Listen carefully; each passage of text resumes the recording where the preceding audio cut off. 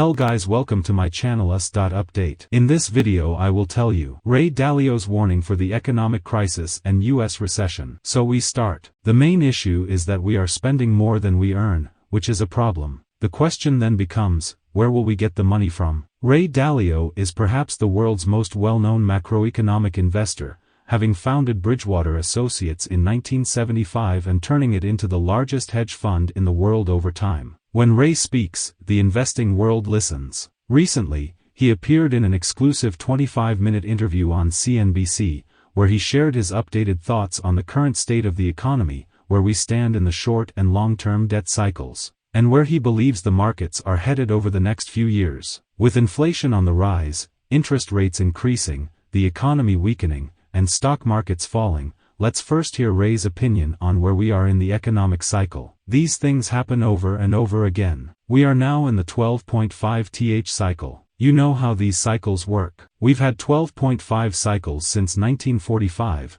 which was the New World Order and the introduction of a new monetary system. So let me take you through it quickly. You get a funky economy, weakness, and so on. What we had in 2020, of course, was a combination of COVID and the move from right to left, which was a wealth distribution. To address this, the government had to send out a bunch of checks, and the Federal Reserve. Where did the government obtain the funds? The Federal Reserve provided the loan. This led to an imbalance and an increase in money supply. As a result, we entered a classic cycle: stimulation, credit, debt, inflation, and eventually tight monetary policy. Currently, we are in a spot where real interest rates are relatively high, and cash is more attractive than before. This indicates that we are past the top of the short-term debt cycle and experiencing a contraction. Before COVID-19, the last 10 years were a boom time with low interest rates, easy access to money, and economic growth. However, the pandemic,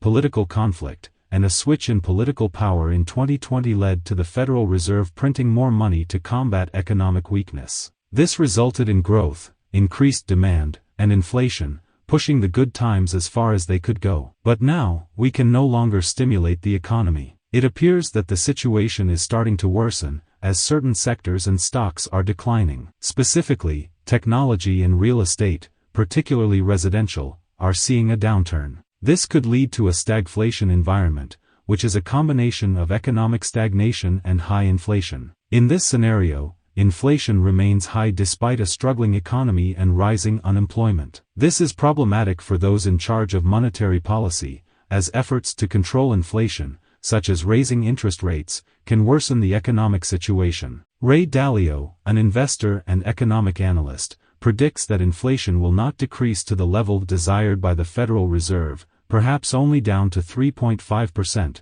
before rising again. At the same time, he anticipates that economic growth will remain low, around 1% annually. This is part of the short-term debt cycle, which typically lasts around 6 or 7 years, with some variability. However, there is also a long-term debt cycle that occurs about once every 75 years. Since 1945, there has been an accumulation of debt and money, leading to situations such as the debt ceiling and the Federal Reserve buying debt on its balance sheet. This can disrupt the free market supply and demand dynamics. Ray Dalio cautions that not enough attention is being paid to this long-term cycle. In addition to these economic factors, the U.S. has also seen a significant increase in national debt due to the pandemic and subsequent lockdowns. The government injected money into the economy through stimulus checks and infrastructure projects to create jobs. So, how did the government acquire all this money? Well, they went deeper and deeper into debt by selling fresh government bonds to the Federal Reserve,